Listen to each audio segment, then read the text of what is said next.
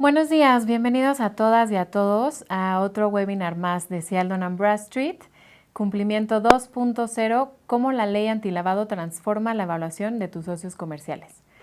Mi nombre es Alejandra Espinosa, yo soy Product Marketing Manager de ESG Compliance en Cial y estoy aquí con Felipe, que él lleva acompañando a nuestros clientes a implementar muchos de los programas de compliance, entonces le agradezco que esté aquí con nosotros. Gracias, Ale, por la invitación.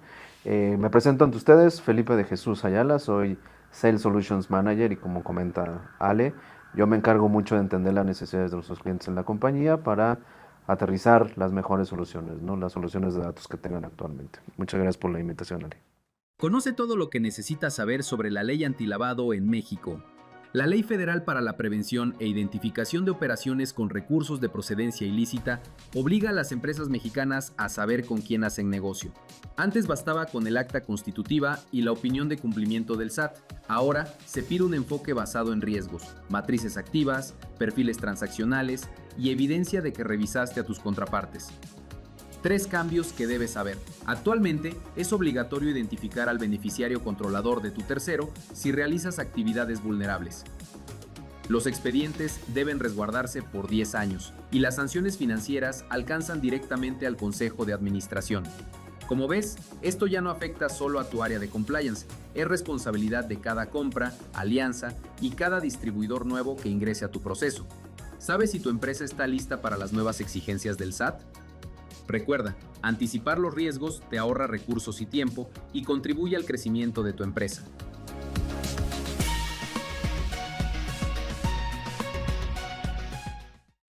Bueno, y empecemos por el principio, ¿no? ¿Cuándo se publica esta ley? Se publica el 17 de julio de 2013, por primera vez entra en vigor en México, y vemos que hasta el 16 de julio del 2025 hay una reforma a esta ley. Es importante ahorita porque el 7 de agosto ya se publican las reglas de carácter general para este reglamento. Y bueno, Felipe, pues ¿cuáles son las actualizaciones que trae esta nueva reforma y estas nuevas reglas? La realidad es que esto no es un tema nuevo, viene gestándose desde el 2012, fue el primer esfuerzo en el país en donde se empezaron a identificar este tipo de riesgos organizacionales. Ha ido evolucionando a lo largo del tiempo. Los últimos años realmente ha tenido un auge importante a través de, con la ayuda de la GAFI, en donde básicamente se han ampliado los espectros de riesgo. Te puedo platicar uno de ellos. El año pasado, por ejemplo, hubo muchísimo más precisión en salvaguardar los expedientes únicos de las empresas evaluadas, ¿no? Anteriormente eran 5 años, hoy día ya son 10. La reforma que está en pie en este año particularmente obliga a nuestros clientes y organizaciones en general, ¿no? Sobre todo aquellas que tienen actividades vulnerables, que vamos a hablar un poquito más adelante de eso, de identificar también al beneficiario controlador, llegar a la última instancia, que toda esta información nos va a ayudar también para que las empresas puedan cumplir con el reporteo ante el regulador, ¿no? Sí, correcto. Y bueno, a ver, hablemos un poquito que estas reglas ya llegaron, pero afortunadamente están escalonadas, ¿no? Las empresas tienen hasta enero del 2028 para tener, por ejemplo, una primera auditoría. Entonces, si nos puedes platicar también, Felipe, pues un poquito qué implica, ¿no? O sea, tener esta preparación o este escaloneo de fechas. Mira, la realidad es que esto es una de las principales preguntas que hacen los clientes cuando se acercan a nosotros. Muchos de ellos saben qué es lo que les va a pedir la ley, pero no saben cómo implementarlo y creo que eso es lo relevante, ¿no? Creo que tenemos bastantes meses en que la autoridad realmente cierra el fin de la implementación, en donde es sumamente necesario preparar a nuestros equipos internos ante estos cambios, formular procesos, modificar los procesos que actualmente no están apuntando a esto. Creo que hay un gran tiempo, bastante óptimo para optimizarlo. Importante también bajarlo a nivel política, ¿no? A veces solamente lo ejecutamos a nivel proceso, pero no forma parte organizacional, ¿no? De este reporteo que se tiene que hacer en forma. Creo que estamos en un excelente tiempo y algo que yo recomiendo y cada vez que tenemos un acercamiento con un cliente es si tú pones el enfoque en riesgo en el centro de todo, realmente las cosas se van a simplificar, porque cuando tienes un enfoque en riesgo, Ale, pues básicamente lo que estamos invitando es un proceso más estructurado, documentado, gestionado, ¿no? Que nos permita también asegurar que los procesos que estamos haciendo internamente se están llevando a cabalidad, apegados a la ley, y que también eso nos va a ayudar a futuros dolores de cabeza, ¿no? Sí, pues las empresas tienen que empezar a prepararse, ¿no? O sea, ya sea como contemplando presupuesto, gente, ¿no? Para pues tener toda esta preparación. Exacto. Y bueno, aquí importante saber, pues, qué industrias, ¿no? O sea, mi empresa quedó bajo esta regulación. Tenemos, por ejemplo, que hay nuevas totalmente, por ejemplo, el desarrollo inmobiliario, ¿no? O sea, este giro entra de cero a la regulación. Tenemos cambios en ciertas cosas para las actividades vulnerables, por ejemplo, venta de vehículos, joyería, notarios, servicios profesionales, etcétera. Pero bueno, ahí ya pueden después conocer ya el detalle de la reglamentación. Pero a ver, que nos ayudes, Felipe, a profundizar, pues cómo afecta a todas las empresas, ¿no? Esta regulación. Fíjate que esa es una pregunta muy interesante, Ale, por dos cosas. La gran mayoría de industrias que estamos viendo actualmente que forman parte ya de esta nueva reforma están consideradas como operaciones vulnerables. Básicamente descansa mucho de su transacción en efectivo. Entonces, el efectivo al final del día forma parte relevante o es una ventana abierta para temas o procesos de lavado de dinero. Entonces, a partir de ahí realmente ya lo convierte en una actividad muy, muy, muy sensible. Ahora, lo relevante no solamente es identificar el origen del dinero, sino quién está detrás de todo el negocio y de la estructura. El beneficiario controlador, que básicamente en algunas otras latitudes del mundo lo van a conocer como un UBO, Ultimate Beneficial Ownership, pero básicamente para la legislación mexicana se concentra como beneficiario controlador. Aquella persona física que es importante investigar a nuestro socio comercial a tal nivel que cuando lleguemos al último grado de mandato o de decisión o de participación accionaria en menos un 25%, esa persona va a figurar como un UBO o beneficiario controlador. Y esto nos va a ayudar no solamente a cumplir con la ley, sino también de manera organizacional sortear todas las posibles multas que pueda llegar a tener derivado de no identificarlo, ¿no? Entonces es un tema bastante amplio, pero creo que lo relevante es poner foco en tener un proceso de investigación detallado por etapas, documentado, precisamente para llegar a esta persona, ¿no? Sí, pues bueno, la importancia de identificar a estas personas también, pues que pudieran tener ciertos vínculos, ¿no? A los cuales pues no querríamos evitar en las empresas, hablando en temas de corrupción, de crimen organizado, etcétera, ¿no? O sea, eso también trae un riesgo importante para las empresas y la importancia de identificarlo, ¿no? Sí. Y pues bueno, aquí también vamos a hablar de la importancia en números, ¿no? O sea, esto deja de ser un tema ya de cumplimiento como tal, sino también lo que le representaría a las empresas en términos de números. Y hablando pues específicamente en multas, pues digo, las multas pueden ir de entre 1.17 a 7.6 millones de pesos, ¿no? O sea, por una parte, por otra parte, el Código Fiscal puede sancionar de 1.5 a 2 millones de pesos también por no documentar esta parte del beneficiario controlador. Entonces, bueno, un mismo error puede generar estas dos multas paralelas, ¿no? Para las empresas. Entonces, bueno, también esto, ¿cómo lo ves, Felipe? Mira, aquí estamos viendo un impacto claro realmente en temas de multas. Sin embargo, el impacto puede diversificarse y hacerse mayor cuando empezamos a cuantificar o monetizar, por ejemplo, pues el impacto que puede llegar a tener un proceso no establecido y que nos caiga una auditoría, ¿no? Esas implementaciones son costosas, ¿no? También, por ejemplo, el costo reputacional también tiene otro tipo de costo un poco más silencioso, donde básicamente algunos inversionistas retiran el capital y eso también tiene unas cifras estratosféricas. De ahí realmente puede haber un impacto muchísimo mayor. Otro impacto también es el procesal. En muchas ocasiones, para cumplir este tipo de reformas o de legislaciones, que lo vivimos hace unos momentos, ¿no? Tenemos el tiempo necesario y suficiente para implementarlo. Pero si hacemos todo al último, pues eso va a incrementar los costos de implementación porque vas a requerir mayor capacitación, va a tener que ser express, probablemente la calidad del proceso o de la implementación cuando lo cuantifiquemos se suma a estas sumas millonarias por cada registro no identificado. Entonces, insisto, estamos a muy buen tiempo para la implementación y creo que también es sumamente relevante adoptar desde la alta gerencia y las direcciones este enfoque en riesgos. Importante que esté dentro de una política de evaluación 360, ¿no? Sí, totalmente, Felipe. Y me gustaría retomar una palabra que dijiste al inicio de tu retroalimentación, que es la GAFI, ¿no? Y pues bueno, para que conozca nuestra audiencia, la GAFI es el Grupo de Acción Financiera Internacional. ¿Y por qué es importante? Porque México está siendo ahorita evaluado por la GAFI, ¿no? La GAFI es un organismo intergubernamental el cual pone el piso para las recomendaciones de antilavado, ¿no? Entonces México está ahorita siendo evaluado, en octubre se discute el informe, entonces bueno, México ahora siente esa presión por estar a la altura de los demás países a nivel internacional y cumplir con estas recomendaciones. Entonces va a traer también eso, pues más presión para el cumplimiento para las empresas, ¿no, Felipe? ¿O cómo ves esta parte? 100%, y creo que es importante mencionar y rescatar esto que acabas de mencionar, Ale. La GAFI es este organismo internacional que básicamente hace tratados con los países que forman parte de. México es uno de ellos. Naturalmente, por todos es sabido la situación por las que a veces México atraviesa. En muchas ocasiones México es una punta de lanza para la GAFI por los retos propios del mercado, y básicamente también hay mucha coordinación con los reguladores locales, ¿no? Todas estas disposiciones, estas recomendaciones, en México se bajan como legislaciones, como reformas que conectan el SAT desde la perspectiva del regulador fiscal y la unidad de inteligencia financiera, ¿no? Que depende, por ejemplo, de la fiscalía.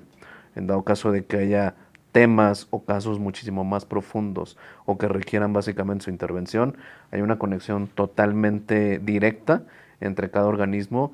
Y hay algo bien interesante que yo estaba leyendo hace un par de semanas, y se los comparto. Básicamente es el fisco o las entidades regulatorias en muchas ocasiones están ya automatizando la manera de vigilancia, y las organizaciones no estamos allí. Entonces creo que ese es un mensaje relevante para cada uno de nosotros, donde tenemos que poner más mano de datos confiados, validados, procesos documentados, pero que también la tecnología nos ayude a potencializar nuestras actividades, ¿no? Automatizarlas. Sí, totalmente. Y esto, digo, a ver, como para hablarles un poquito en números de la dimensión de este problema que es el lavado de dinero. Por ejemplo, la UIF sitúa el lavado de dinero en 1.5% del PIB. O sea, ahí estamos hablando, bueno, y la UIF está hablando en términos conservadores, ¿no? Hay quienes dicen que es el 5% del PIB de México, y estamos hablando entre 35,000 y 110,000 millones de dólares al año. Entonces, digamos que cuando estamos hablando de un problema de esta magnitud, pues obviamente el gobierno no se va a quedar con ciertas evidencias, ¿no? O sea, va a querer robustecer este proceso de evidencias y va a querer tener, pues obviamente, todo el conocimiento para poder evitar que esto pues siga siendo un problema como lo es ahora en México, ¿no? Entonces, Felipe, si nos puedes decir también un poquito, pues, esta parte de las evidencias, ¿no? O sea, ¿cómo va a garantizar el gobierno que pues las empresas estén en cumplimiento? Yo creo que esa es una gran pregunta porque forma parte de la preocupación general de empresas que están entrando en este tipo de modalidad. Una de ellas es, desde nuestro punto de vista, la recomendación que hacemos a nuestros clientes es, primero es importante que tengas una política documentada, ¿no? Y esa política documentada tiene que tener procesos firmes que estén enfocados a cumplir la ley, pero también a salvaguardar el negocio, ¿no? Y a su vez a todos los grupos de interés. Otro punto importante es, háganse esta pregunta, y les hago una recomendación para ustedes. Actualmente mi empresa, ¿por dónde entra el riesgo? Entra por mis colaboradores, entra por mis socios comerciales, llámese clientes, llámese proveedores, llámese inversionistas, porque también al final del día el tema del lavado de dinero cada vez se hace mucho más sofisticado. Hay redes internacionales y nacionales muy sofisticadas que, pues, curiosamente a veces son muy, muy, muy creativos, y a veces el riesgo de incurrir en este tipo de prácticas a veces parece o tiene una cara muy inocente. Entonces, en temas de evaluación y gestión de riesgo, nuestra recomendación es sale procesos documentados dentro de una política rígida, flexible, para que no pare mecanismos comerciales, también importante mencionarlo, y apoyarse mucho en la tecnología, ¿no? Que hoy día hay muchas formas de acceder a información internacional a través de medios validados, y también soluciones que ayudan a automatizar esos procesos manuales que actualmente están viviendo las compañías en México. Ahora, Los seguimos invitando, dejen sus preguntas, ya hemos recibido algunas, muchas gracias por hacerlo. Al final de este webinar estaremos compartiendo, ¿no? Las respuestas. A continuación, vamos a entrar a muchísimo mayor en detalle de cuáles son esos pain points, vamos a entrar a casos más prácticos para que ustedes también puedan ejemplificar el impacto de el cumplimiento o no de este tipo de leyes. Entonces, en un momento más profundizaremos en eso. Sí, y si también quisieran agendar una sesión con nosotros, ahí está el código QR que los invitamos a escanear. Gracias por acompañarnos en Cumplimiento 2.0, cómo la ley antilavado transforma la evaluación de tus socios comerciales. Déjanos tus dudas en el chat y si quieres profundizar, agenda una cita con nosotros. En un momento, continuamos.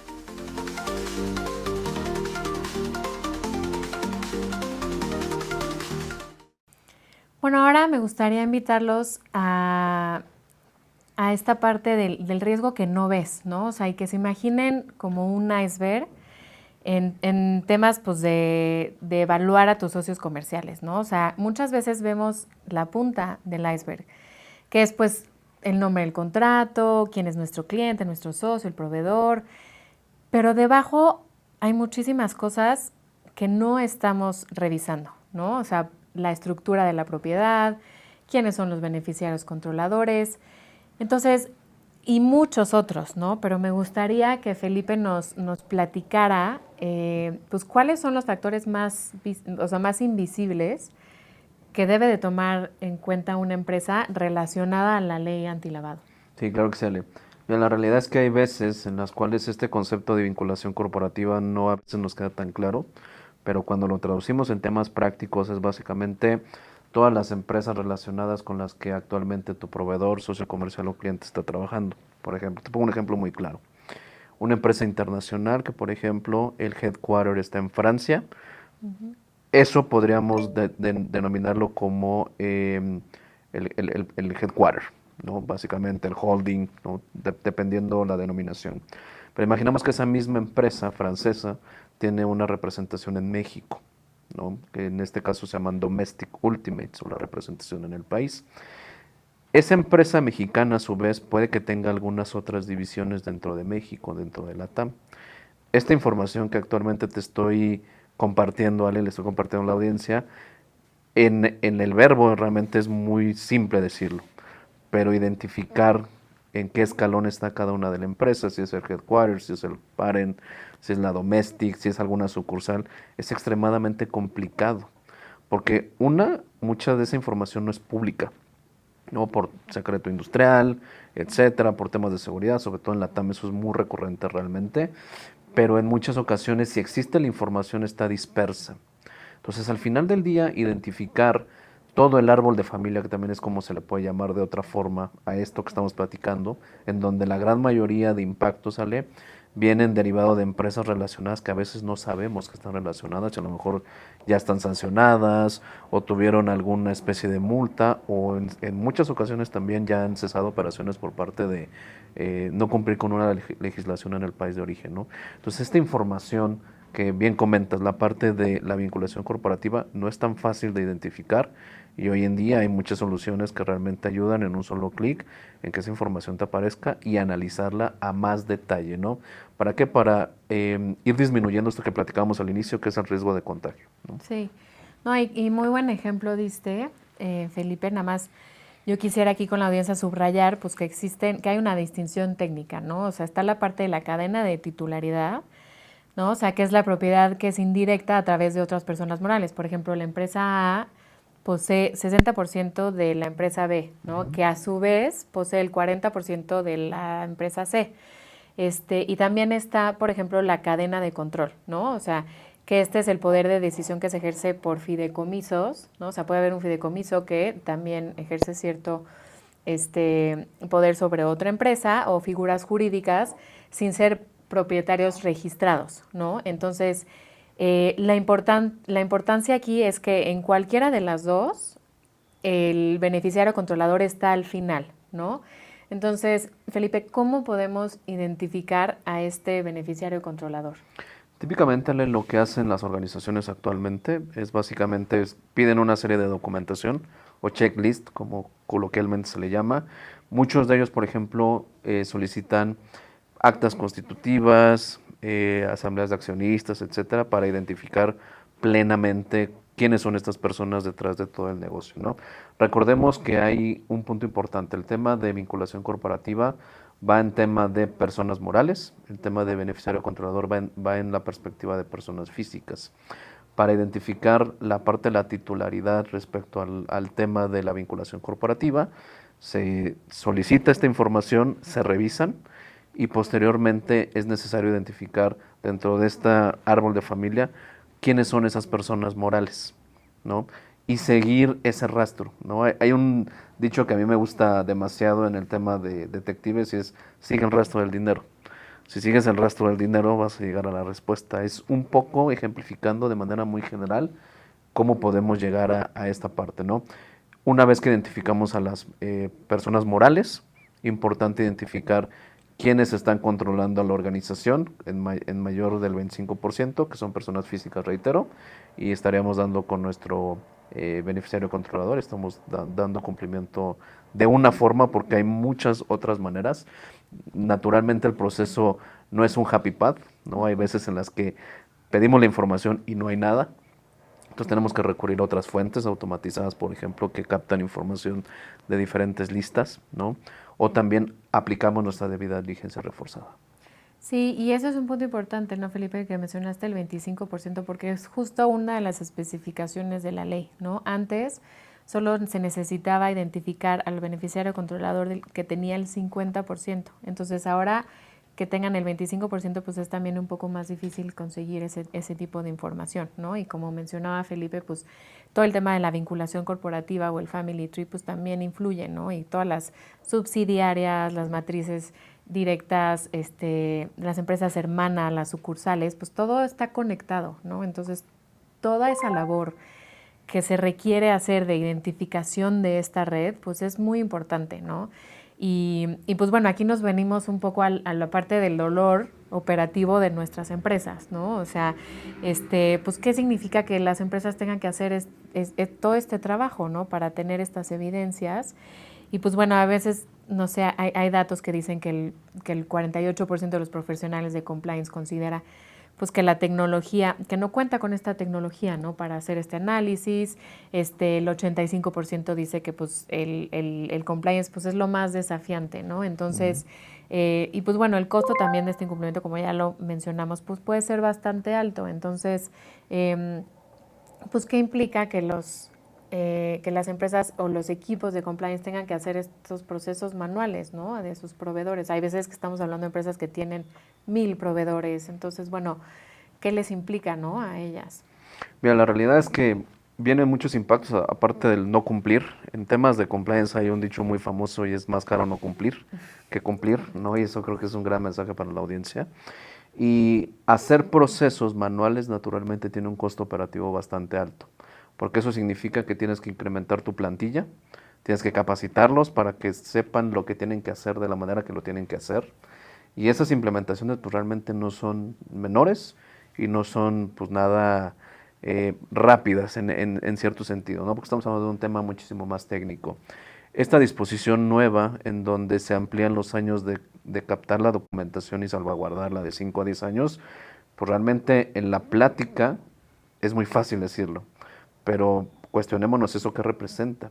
Muchas organizaciones, por ejemplo, tienen que incrementar sus capacidades de almacenamiento en la nube y eso ya trae un costo directo pues en sus balances, ¿no? Naturalmente, tienes que asegurar que ese proveedor en donde está toda esa información, una, está a la mano, esté conforme a alineamiento y tres, pues que no te vayan a hackear, ¿no? Que eso también estamos entrando en otro concepto sumamente particular, ¿no? Entonces, hay costos muy altos, Ale, ¿no? Hay algunas empresas que, por ejemplo, contratan despachos legales que ayudan en estos procesos de compliance, pero también tienden a ser pues realmente muy, muy onerosos en ciertos casos, ¿no? Pero que arrastran también todos estos impactos que platicamos hace unos momentos, ¿no?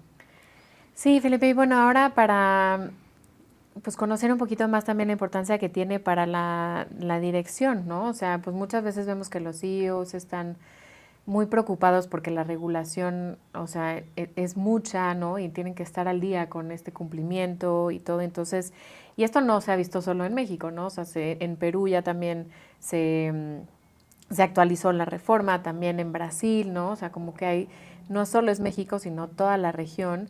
¿Cómo ves también que le pega a la dirección general de las empresas? Tiene un impacto directo, Ale, porque no solamente un C-level o una dirección está encargado de salvaguardar el negocio, dirigir el barco, sino que también lo que se trata mucho es de sortear esos problemas que tienen, ¿no? Hay casos muy particulares hablando del mercado mexicano que pueden ayudar a ejemplificar esto que estamos platicando. Uno de ellos es, por ejemplo, el impacto que puede llegar a tener una empresa que está en la lista 69 y 69B, que básicamente está en operaciones presuntamente inexistentes, y eso al final del día congela la deducibilidad que tengas para ese proveedor. Entonces es un ingreso que tu organización ya no puede recuperar derivado del IVA, que al final del día eso tiene un impacto directo en los balances y esto naturalmente le pega a la alta dirección, ¿no? Podemos contar 1000 casos de esta manera, ¿no? Que realmente se solventan mucho con tener, insisto, un proceso documentado, claro, sin ambigüedades, a la ayuda de tecnología y datos, ¿no? Que puedan ayudar a que los equipos de trabajo no sea tan oneroso, porque es una realidad. Tú escuchas temas de compliance y desde ahí pueden llegar a sentirse un poco lejanos, pero cuando ya profundizas, realmente tiene mucha lógica la ley y el marco, el GAFI, expertos como estamos aquí en CIAL dispuestos a ayudarles, vamos a ayudarles a dar una guía en la implementación de este tipo de situaciones, ¿no? No, y como bien mencionas, ¿no? Pues tener las herramientas correctas, ¿no? O sea, esta parte de, bueno, ahora vas a tener que tener en tu archivo 10 años de esta información, entonces, bueno, ¿dónde lo vas a guardar? Y pues tener las herramientas de tecnología, de las distintas bases de datos y todo, pues bueno, ahí como bien mencionas, los equipos de compliance pueden pues apoyarse de eso, ¿no? Sí. Y pues bueno, aquí por favor les recordamos que está aquí el código QR para agendar una sesión con algún especialista, si así lo requieren. Y por favor déjenos sus preguntas aquí en el chat, al final vamos a tener un espacio para abordarlas. Gracias por acompañarnos en Cumplimiento 2.0, cómo la ley antilavado transforma la evaluación de tus socios comerciales. Déjanos tus dudas en el chat y si quieres profundizar, agenda una cita con nosotros. En un momento, continuamos.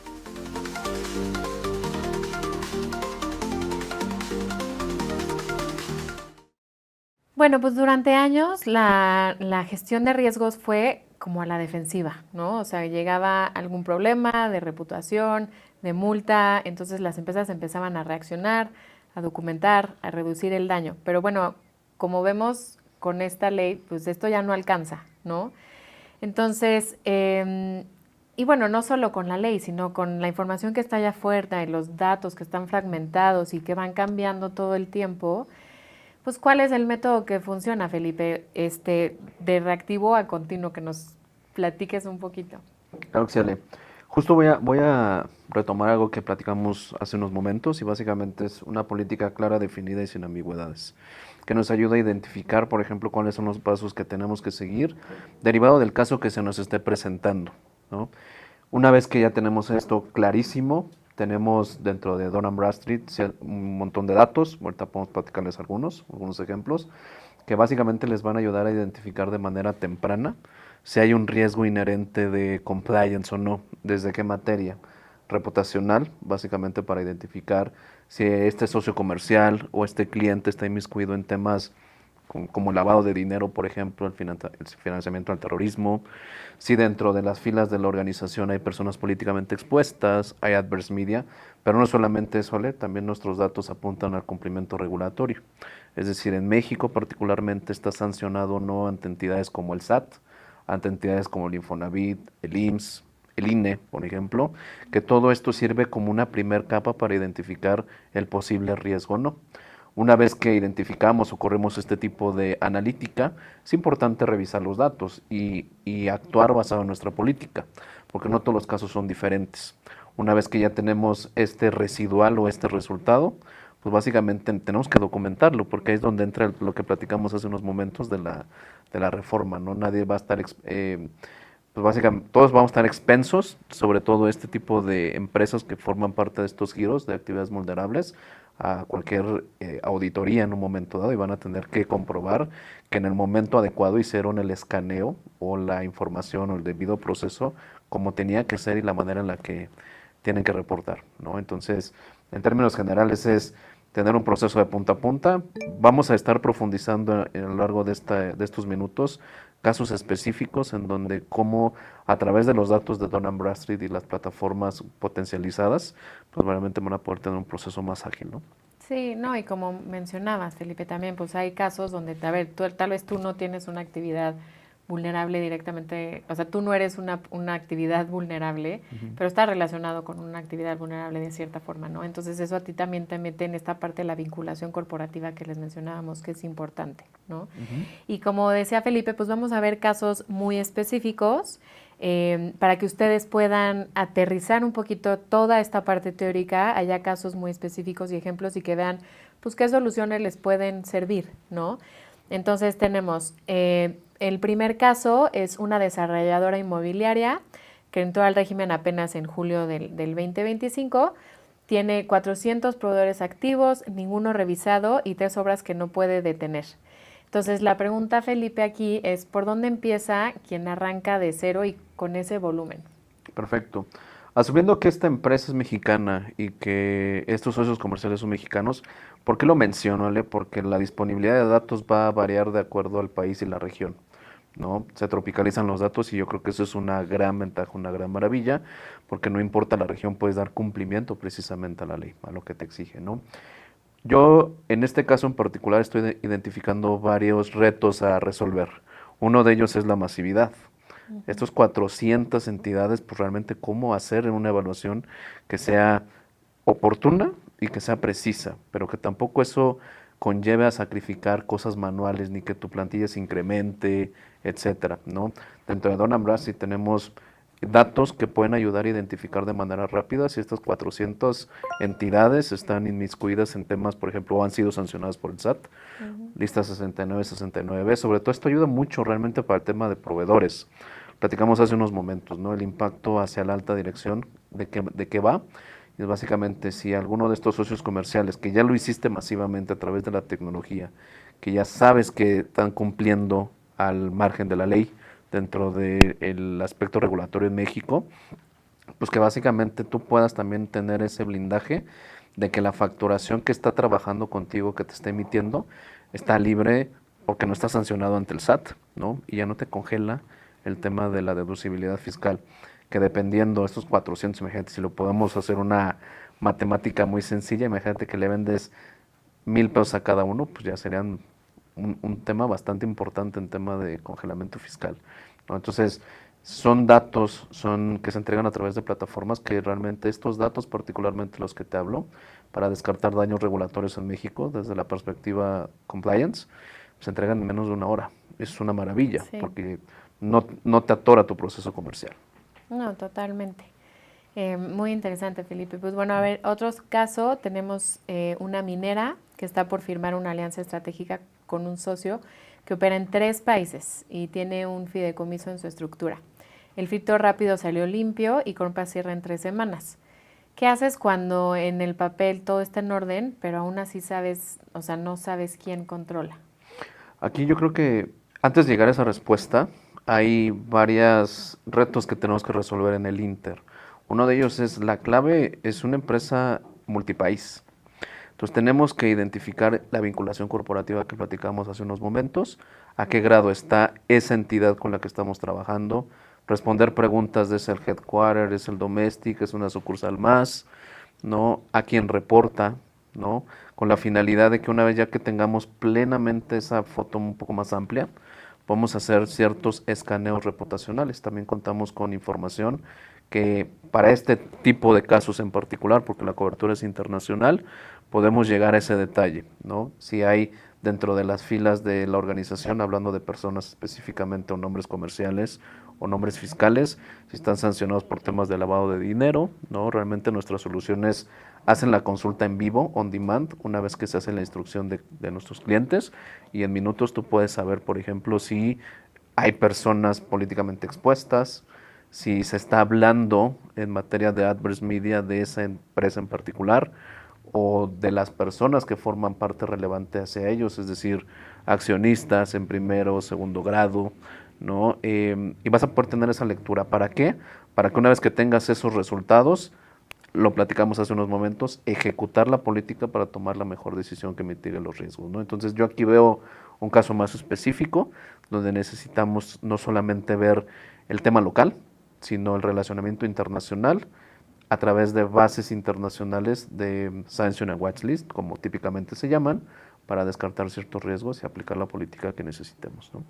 Sí, mencionaste algo importante, Felipe, que es las noticias adversas, ¿no? O sea, puede ser que las personas o las empresas no hayan llegado a un punto de estar en una sanción o en una lista en específica, pero si hay mucho ruido detrás de alguna persona o de alguna empresa con la que quieres tener una relación comercial, pues sí es importante saberlo, ¿no? Entonces, incluso eso, revisarlo también hace mucho sentido. Sí. Y Correcto. tenemos acá otro caso de uso, que sería una institución financiera aprobó a un cliente hace 8 meses, con un proceso impecable. Hace 3, ese cliente entró en una lista de sanciones. Se enteraron cuando la autoridad les preguntó. A ver, Felipe, pues tienen miles de contrapartes y 2 analistas. ¿Cómo mantienes activa esta revisión de este tamaño? Primero que nada, altamente recomendable que estos procesos de monitoreo sean recurrentes. En muchas ocasiones los procesos de evaluación se entienden solamente en la vinculación, es decir, cuando estamos iniciando la relación comercial, ¿no? Sin embargo, nosotros que estamos enfocados en los datos vemos cómo un dato cambia en cuestión de minutos y eso potencializa el riesgo realmente. Entonces, lo primero que yo recomendaría aquí es considerar una política de reevaluación recurrente, ¿no? En temas de compliance, sobre todo, puede cambiar las cosas de un día a otro. Sí. Entonces, lo que hemos visto típicamente con nuestros clientes es de que este tipo de análisis lo hacen cuanti menos 2 veces al año, a toda su cartera. Entonces, de esa manera estás mitigando el riesgo de que la autoridad se entere y a través de ellos tú te enteres que te estás trabajando con alguien que no deberías de trabajar. Entonces, también forma parte de una política. Lo segundo, básicamente, es identificar este beneficiario controlador que hemos venido platicando a lo largo de estas conversaciones, porque hoy en día realmente es algo muchísimo más fácil de hacer, ¿no? Los equipos ya estarían reduciendo esta carga manual. Típicamente, ¿cómo lo identifican actualmente muchas organizaciones en México, Latam y alrededor del mundo?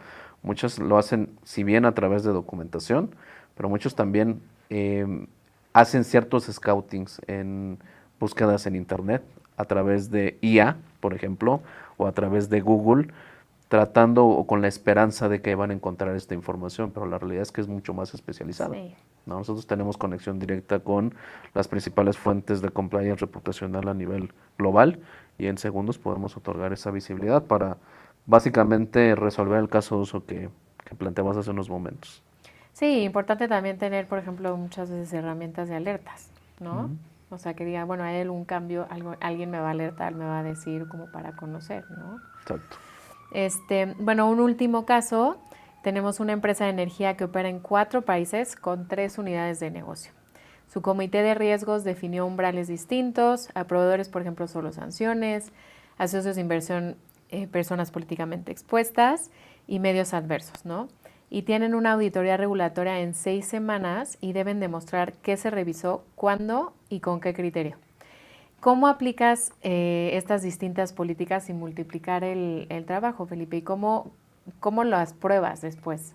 Mira, actualmente contamos con soluciones que ayudan precisamente a trasladar la política de evaluación que tú tengas con tu contraparte. Puede ser de compliance, puede ser identificación de riesgos financieros, etcétera. Pero tenemos una solución que básicamente responde y se crean flujos de trabajo. Tú puedes configurar, por ejemplo, a través de ciertos datos, ciertos mecanismos, todas estas segmentaciones que platicabas hace unos momentos, cada una corre por su carril, se automatiza la obtención de documentación, que va a ser vital para el tema de tu expediente único. Vaya a hacer la consulta en las fuentes de información que tú elijas, por ejemplo, si en algún momento dado alguna de esta segmentación que mencionaste son empresas mexicanas, podemos solicitar la información para que tú puedas descartar, por ejemplo, si hay daños reputacionales o regulatorios en México, pero si alguna segmentación es internacional, apunta para ese tipo de datos locales. Entonces, hoy en día, tener procesos de evaluación complejos no necesariamente, o sea, como negocio me refiero, no necesariamente se tiene que trasladar en procesos ni manuales ni rutinarios. Hagamos que la tecnología trabaje para nuestros equipos y para nosotros. Y en Cial Dun & Bradstreet realmente tenemos muchas soluciones que apuntan a resolver estos casos que traes a la mesa y muchísimo más. Hemos ayudado a muchos clientes también a sortear eso. Han tenido realmente ahorros significativos económicamente hablando y el daño reputacional lo mantienen al margen, ¿no? Entonces creo que estamos muy ad hoc y muy a tiempo para ponernos más serios en esto e implementarlo con la ayuda de los datos de Cial. Sí, pueden eficientar procesos y pues realmente luego enfocar su tiempo y su esfuerzo en otras cosas, ¿no? En lo que realmente tienen que ver para el negocio. Correcto. Y pues bueno, aquí ya vimos pues distintos casos de uso. Ya nada más cerrar si para todos se aplica igual, para todos los terceros se aplica igual. La realidad es que no, porque cada deal es diferente, ¿no? A nosotros nos gusta mucho enfocarnos en la segmentación de nuestros clientes, porque dependiendo de la industria en la que te muevas, por ejemplo, puede haber ciertas disposiciones que apliquen o no. Entonces, para eso los invitamos a través del QR seguir agendando esta reunión, particularmente con nuestro equipo comercial, en donde vamos a hacer un análisis muchísimo más detallado.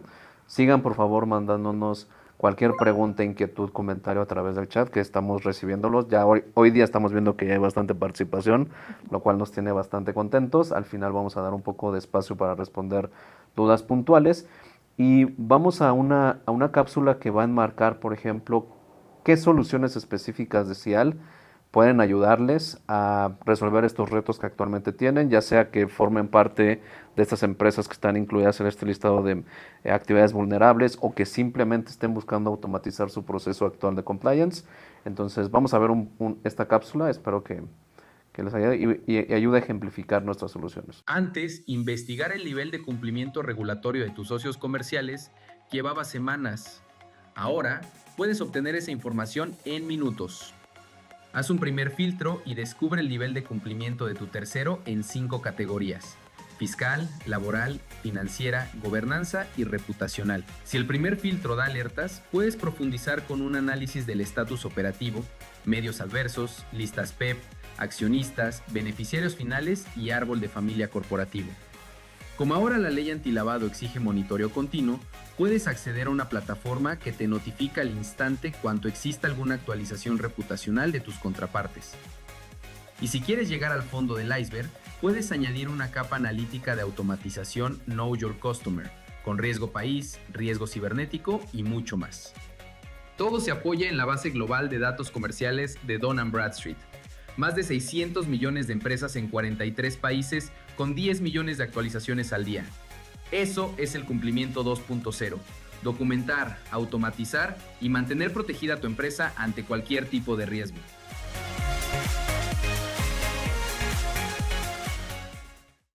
Pues muchas gracias a todos los que nos dejaron aquí sus preguntas.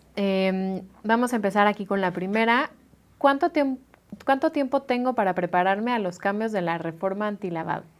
Pues mira, la verdad es que hay un buen tiempo, ¿no? Entra en vigor técnicamente el 30 de abril de este año en particular y se finaliza en marzo.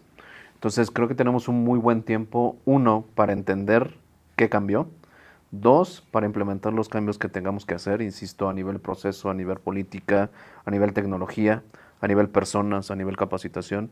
A mí me gusta mucho resaltar que cuando hay este tipo de implementaciones, de manera natural hay algo que se llama curva de resistencia al cambio, y eso es algo que todos los humanos vamos a tener. Importante considerarla porque la manera en la que aplanamos esa curva es básicamente diciéndole a la organización de manera interna el objetivo, en qué nos conviene y el por qué es importante dar cumplimiento en este tipo de disposiciones, ¿no? Entonces, en términos generales, tenemos un muy buen tiempo, pero mi recomendación es no se confíen, porque el plan A generalmente va a salir mal y hay que tener plan B C, D y subsecuentemente para que cuando la reforma ya esté totalmente establecida no nos agarre de imprevisto, ¿no? Claro. Aquí una más.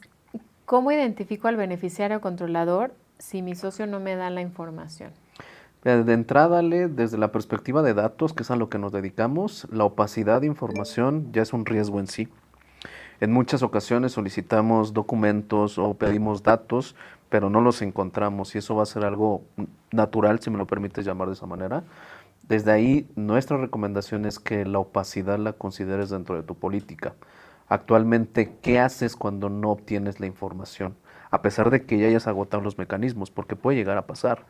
La legislación lo que te indica es, tú tienes un plazo determinado para reportar esa actividad sospechosa, turnarla al regulador, y ellos ya se encargan, ¿no? Entonces, tómenlo como un riesgo, una señal de por qué no estoy obteniendo esta información, incluyanlo en su política y tomen partido de esos datos para hacer el reporte correspondiente. Perfecto, Felipe, gracias. Un gusto. A ver, dice, mi empresa no realiza actividades vulnerables, ¿igual me aplica? Mira, aquí hay algo bien interesante y bien importante. Esto que estamos viendo en la reforma es la punta del iceberg, como lo vimos también en casos pasados, ¿no? ¿En qué perspectiva la punta del iceberg? Hoy están empezando, por ejemplo, con el sistema financiero que ya lleva ciertos años. Hoy ya se han estado sumando otras actividades. Que no nos caiga pesado posteriormente si esas actividades se empiezan a diversificar. Hoy día tómelo también como un muy buen simulacro para cuando esto ya sea muchísimo más extenso, ¿no? Y actualmente si no te toca, está bien. Sin embargo, por buena práctica lo recomendamos, porque al final del día, si tú estás trabajando con personas morales, aplican o se activan muchos de estos protocolos. Entonces, la recomendación desde la perspectiva de riesgos, insisto, porque este es un enfoque que te está pidiendo la autoridad, es básicamente identificar estos escenarios a pesar de que no te lleguen a impactar directamente. Sobre todo porque el tema reputacional, más el tema de compliance reputacional, hablando un poco más de listas de sanción, observación adverse media, pues eso sí puede llegar a tener un impacto directo en tus finanzas, ¿no? El salida de inversionistas. Muchas ocasiones ya también el consumidor se retira cuando hay marcas que no están alineadas precisamente a su forma de ser o de ver la vida, compartir esos valores, ¿no? Entonces, actualmente nuestra recomendación es considerarlo, tomarlo, estudiarlo, implementarlo como buena práctica para que posteriormente nadie esté exento de esto realmente. Sí, claro, y bueno, tal vez en muchos casos no esté en la parte de la ley antilavado, pero pues ya hay muchas industrias y sectores que también tienen muy buenas prácticas, que tienen programas de compliance como la energía, transporte, etcétera, ¿no? Entonces tal vez no bajo esta ley, pero sí, o sea, que contemplen sí tener un programa de compliance, ¿no? Que haga todo ese análisis. Sí. ¿Cómo justifico la inversión de plataformas de cumplimiento 2.0 ante mi dirección? Creo que esta pregunta es de cierta forma fácil de contestar porque lo mencionábamos al inicio de esta sesión. En temas de compliance es más caro no cumplir. Si tú no cumples de entrada, estás llevándote multas millonarias por el regulador, ¿no? Entonces, una muy buena forma, a lo mejor de manera muy general, es sumar los impactos de una pregunta que hicimos la semana pasada para un cliente.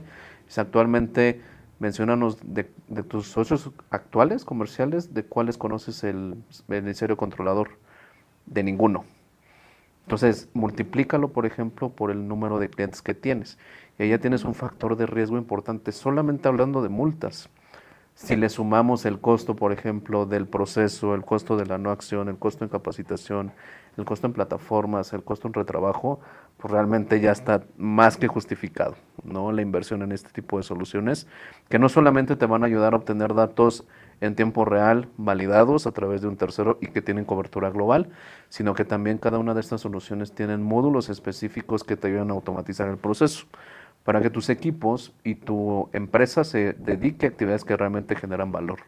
No solamente estar recabando documentación, estar investigando, eso ya hay muchas plataformas y soluciones como las de SEAL que ayudan a ese tipo de situaciones.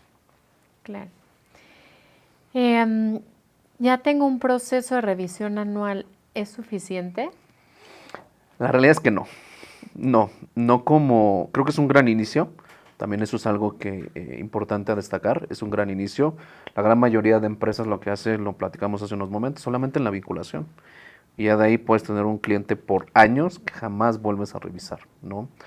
Muy probablemente es por este esfuerzo que conlleva el tema de estar revisando a mis más de 1000 clientes, 4000, 5000, 50000, 100, pues requiere un esfuerzo significativo, ¿no? Pero hoy día con la tecnología podemos realmente hacer evaluaciones automatizadas cada semana, es más diario, si en algún momento la segmentación de tu cartera lo necesita, porque a lo mejor pues es un cliente o un socio comercial de muy alto riesgo, pero no quieres perderte la oportunidad de trabajar con él, porque a lo mejor tiene un gran retorno de inversión para ti.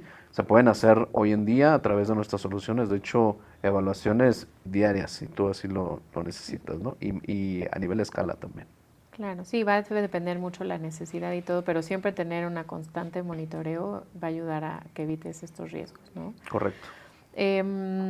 ¿Cuánto tarda implementar el monitoreo continuo? Fíjate que para habilitar nuestras soluciones particularmente es cuestión de días, realmente son plataformas software as a service que no requieren una implementación compleja, no requieren realmente la intervención de tus equipos técnicos ni los nuestros, simplemente se habilita la plataforma, hay una capacitación. ¿A qué voy con esto? Voy a responder a la pregunta, básicamente el monitoreo continuo, si te lo propones y ya realmente tienes una política muy clara y en qué umbrales quieres evaluar, qué segmentos, pues realmente no pasaría de horas, ¿no? La implementación de este tipo de soluciones, porque realmente lo que estaríamos haciendo es entender tu necesidad particular, parafrasearla para también asegurar que lo entendimos bien, ¿no? Regresártelo, para posteriormente hacer una configuración que lo hacemos nosotros, tranquilo con esos, y básicamente tú ya dentro de tu proceso ya estás teniendo el monitoreo continuo que está cumpliendo con todo lo que la ley te está pidiendo, ¿no? Claro.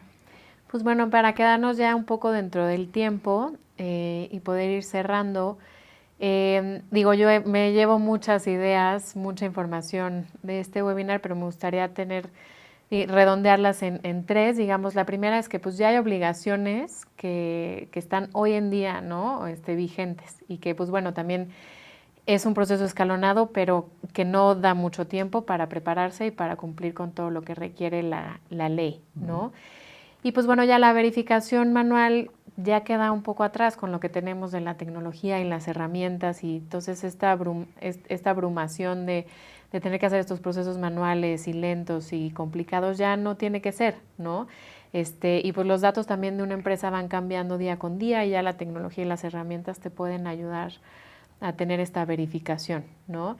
Y pues ya el regulador ya no va a preguntar si tienes un programa, sino va a pedir ya evidencias específicas para que se cumpla la ley, ¿no? Entonces, bueno, esas son las ideas que yo me llevo de toda esta información que nos dio Felipe, que aparte es de primera mano de que entiende los dolores de los clientes y los acompaña en todos estos procesos, pero me gustaría que él también pues cerrara con alguna idea, un mensaje, una conclusión también de este webinar. Felipe, gracias. Claro, excelente. No, gracias a ustedes por la invitación, gracias a la audiencia también.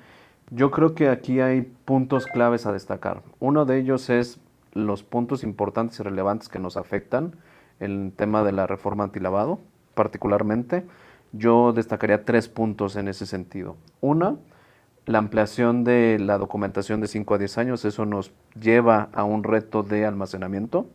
2, el tema de la identificación del beneficiario controlador, que no es cosa menor realmente. Y 3, el tema también de las multas, que podemos ser susceptibles en dado caso de que no cumplamos con lo que la ley nos pide. El segundo punto que también quiero destacar aquí es que actualmente tenemos tiempo. Y eso es relevante, pero como lo platicamos hace unos momentos, mi recomendación es no se confíen, no dejen todo al último. Apóyense de expertos que básicamente están aquí para ayudarles, para orientarlos. Tenemos experiencia implementando este tipo de soluciones, escuchando la necesidad de nuestros clientes. Y a través de una sesión de diagnóstico que podemos otorgar para ustedes al final de esta sesión, si nos comparten sus datos, podemos hacer un acercamiento muchísimo más profundo, muchísimo más técnico con sus equipos relevantes para identificar su caso de uso particular y poder armarles un traje a la medida, ¿no? Algo que también me parece sumamente relevante, es algo que se los comparto desde la perspectiva de consultor, es el enfoque basado en riesgos. El enfoque basado en riesgos, cuando lo planificamos, cuando lo ejecutamos y cuando lo implementamos de una manera adecuada, tiene buenos resultados. Tiene buenos resultados. Lo recomendable ahí es todas estas preguntas, no dejen procesos sueltos, cierren todos los procesos. Es decir, actualmente, ¿cómo estoy segmentando mi cartera? ¿La tengo segmentada o no? ¿Me conviene segmentarla o no? ¿Los necesito medir igual o no? Todas esas preguntas nos van a ayudar a crear una política basada en riesgo, un enfoque basado en riesgo, que es lo que hoy día la regulación te está pidiendo. Apóyense de plataformas automatizadas. Hoy día ya no es como no me voy a ir tan lejos, Ale, hace como 5 años. Estos procesos eran sumamente complicados. Hoy en día, con la inteligencia artificial, automatizaciones, plataformas SaaS, datos que seguimos recolectando a través de manera global, hemos ayudado a empresas pues, a hacer estos procesos que son tan complejos, que suenan tan lejanos, en un solo clic los equipos de trabajo funcionan realmente muchísimo más ágil, ¿no? Por mi lado, es el mensaje que quería proporcionarles como a manera de síntesis. Vamos a también tener este diagnóstico con el equipo comercial, ¿no? Como lo platicábamos hace unos momentos. Déjenos sus datos, por favor. Estaremos encantados de ayudarles, a escucharlos y implementar esta estrategia a la medida para que sus operaciones sigan siendo muy relevantes como hasta ahora. Va a aparecer un QR en donde, como lo platicamos hace unos momentos, les va a permitir agendar una sesión con nuestro equipo.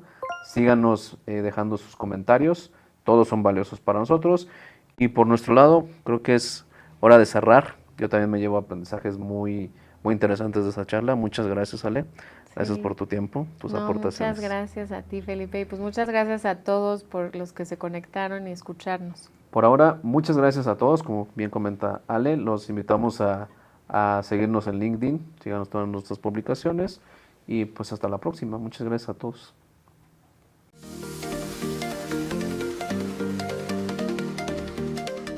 Muchas gracias por acompañarnos en el webinar Cumplimiento 2.0, cómo la ley antilavado transforma la evaluación de tus socios comerciales. Recuerda que si quieres obtener más información, puedes agendar una sesión con un experto de CIAL escaneando el código que aparece en pantalla.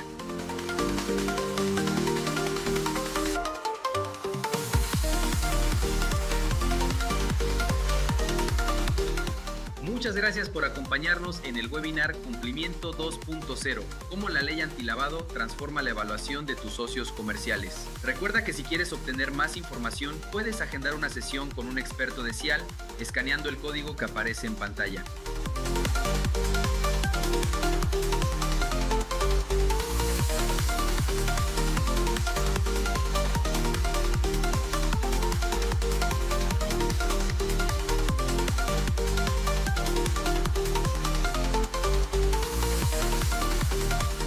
Muchas gracias por acompañarnos en el webinar Cumplimiento 2.0, cómo la ley antilavado transforma la evaluación de tus socios comerciales. Recuerda que si quieres obtener más información, puedes agendar una sesión con un experto de CIAL escaneando el código que aparece en pantalla.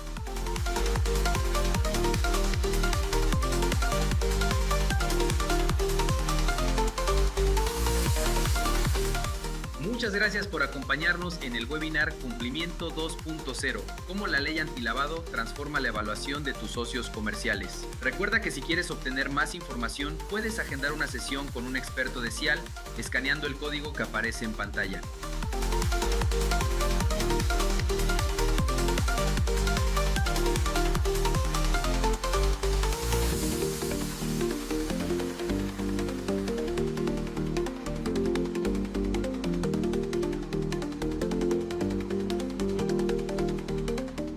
Muchas gracias por acompañarnos en el webinar Cumplimiento 2.0, cómo la ley antilavado transforma la evaluación de tus socios comerciales. Recuerda que si quieres obtener más información, puedes agendar una sesión con un experto de CIAL escaneando el código que aparece en pantalla.